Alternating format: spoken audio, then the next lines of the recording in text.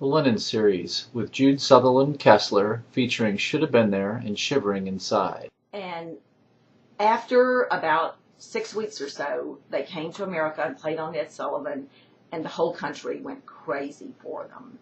And I think it was a release from the sadness we were all going through. They were happy, they were head shaking, they were woo and yeah, yeah, yeah.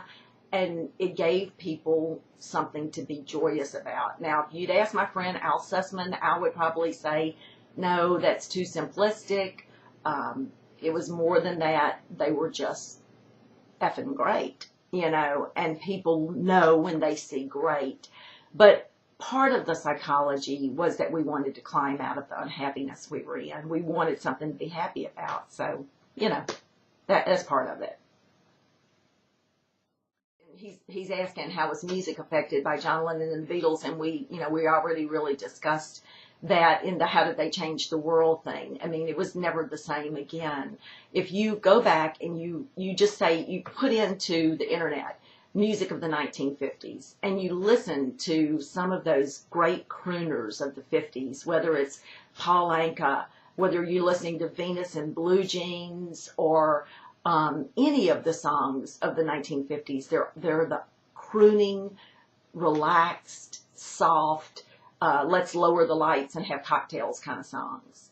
With the Beatles, it's a mad romp.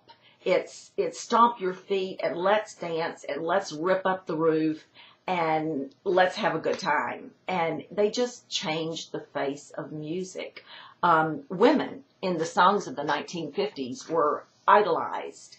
They were angels, they were Venus, they were goddesses. Women of the Beatles songs were real flesh and blood women. When you think about She Loves You, it's a song about a boy going to another guy and saying, look, you're being an idiot. This girl loves you and you're treating her horrible. And if you don't straighten up, you know what, I might just take her away from you. I mean, that's not said, but it's implied. And women become real flesh and blood people who matter, not just idols on a pedestal. And then they become names. They become Rita, and they become real. And that's why women love them so much. Where did John and the Beatles get the motivation to start their band? Well, obviously it's John's band. His mother convinces him that he has that music in his bones. And Pete Shotton and John had both been expelled from school, or suspended, as they called it. I'll hold up for you. This is the first book that I did, and it was called Should Have Been There, and it covers John's life from the time that he's born in October of 1940 through December of 1961, when the Beatles get a manager and leave Liverpool behind. And this is the book, Should Have Been There. In there's the story of how they've been suspended from school. They've been in the headmaster's office, I can't tell you how many times, for one reason or another. And the guy is really a wicked educator. And he decides he's not going to punish them as everyone else has punished them, that he's going to try to be understanding. But finally, he finds out that they've been betting against their own school in sporting events. And he's just had it with them, and he throws them out of school for several weeks. So rather than tell their parents, rather than John telling his Aunt Mimi or Pete telling his mother, they go to John's mother's house, to Julia's house, and they hang out every day and play rock and roll records and dance and drink soda and eat cupcakes and do things that they shouldn't be doing. And that's when she convinces them that they've got to form a band, and that chapter is in Should Have Been There. And John decides he's going to get this mail order guitar for £5. You can just imagine what that thing was like. And he's going to form this band. So, number one, Julia, huge influence, huge influence. Number two, the skiffle movement. In Liverpool at that time, there was a kind of music that came from blues and from the New Orleans jazz influence and from country music, all rolled into one. You would take a song like Red River Valley, and John's friend Jerry Marsden said you give it the acky-dacky, you kind of jazz it up a little bit. And skiffle was being played by every 14 to 21-year-old in Liverpool, all guys, no girls.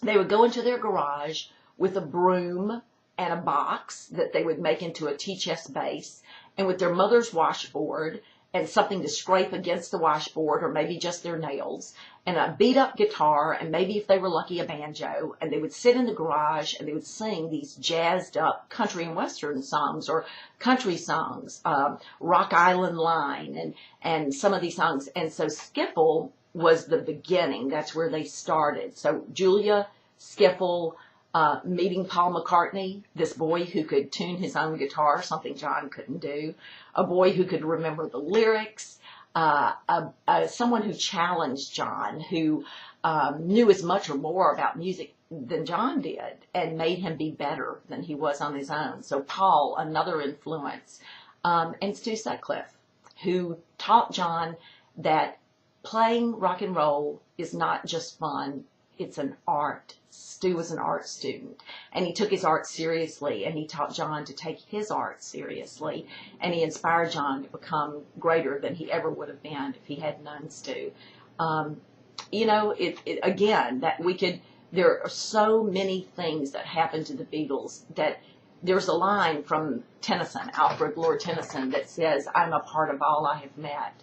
And John was definitely a part of all those people who gave him a piece and inspired him. At one point, Thomas, they came home from Hamburg, their first tour to Hamburg, and Paul went back to school to become a school teacher. George got a job as an electrician's mate. And, of course, at that time, Ringo wasn't drumming with them. And Pete went about his business. Pete Best went about doing what he did, helping his mom at the Casbah. And John went door to door, pounding on the door and saying, "What are you doing? Why do you have a job? Because we're going to be famous. You can't go to work. We're going to be a great band.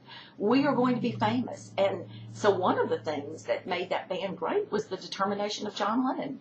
You're not going to work. You're going to stay committed to this band. That never say die attitude of we're going to the toppermost of the poppermost. And he was right. They did. Why they decided to break up the band and take on solo careers. When the Twin Towers were hit on 9/11, that afternoon I was driving in my car and I was listening to an architect for the Twin Towers talk about not why did the Twin Towers collapse, but why did they stand as long as they did. Same thing with the Beatles. When John met Paul at the Wilton Garden Fete, and he was told by his friends, "You should ask this guy to join the band," he wouldn't ask him that day. He went home, he sat on his bed, and again, that sin should have been there. And he thought, if I ask this boy to join my band, he is a coup waiting to happen. He will try to take over my band. He's as smart as I am, he's as talented as I am, and he's a leader, and I'm going to have trouble with him. Should I not ask him and preserve my leadership of this band, or should I ask him and become great? Well, he asked him. But from that moment on, the two of them struggle. They struggle as friends, but there's never a moment when they aren't pushing.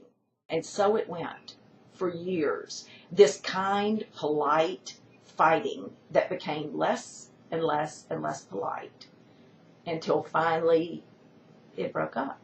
But the fact that it lasted as long as it did was amazing, because you had two geniuses, and two geniuses in the same room never work.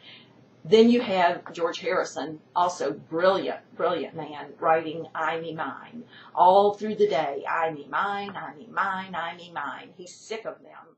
And Ringo quit the band 15 times.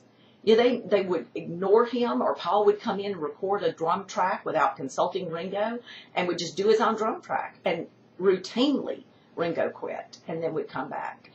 The fact that you have four brilliant minds working together, you just can't work. There's just no way. Amateur Valley High School. Okay, well, good luck to you, and for your teacher, if we can get her to watch this.